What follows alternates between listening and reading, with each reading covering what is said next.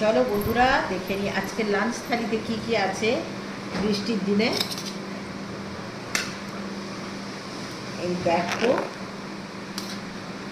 আর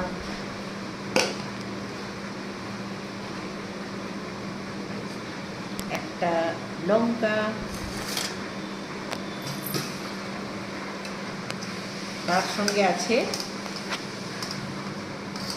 কুমড়োর ঘন্ট, ডাল দিয়ে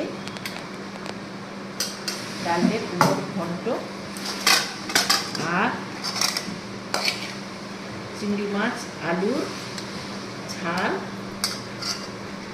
আর এই যে দেখো মুরগির মাংস, দেশি মুরগির মাংস, আর আপেলের